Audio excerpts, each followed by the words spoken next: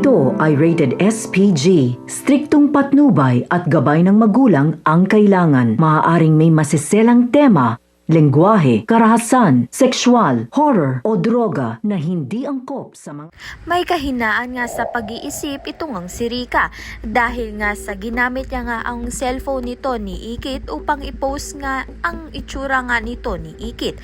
Makikita nga agad ito ng mga kaibigan ni Ikit at matatrack nga sila ng mabilisan at dito na nga ay matutunton na nga ng mga kapulisan kasama nga itong si Drew at mga kaibigan ni Ikit kung nasan nga tinago ni Rika at ni Soraya at kung saan nga nila pinagmamalupitan itong ang si Ikit kasama nga itong si Matthew. Ngunit sa paghihintay nga nagre-responde sa kanila ay itong ang si Matthew ay nakaisip nga na kung paano nga sila makakalaya nito ni Ikit.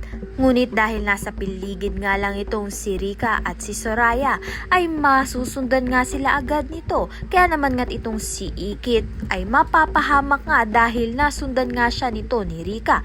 At dito na nga rin mas lalong mapapahamak si Ikit. Ngunit dahil natunugan na nga itong si Soraya na may mga kapulisan na ngang parating kaya naman nga agad-agad nga siyang tumakbo palabas. Kaya naman nga si Soraya nga ang kauna-unahang nahuli ng mga kapulisan. Ngunit hindi rin nga nagtagal ay nakita na nga rin nila kung saan nga itong si Rika.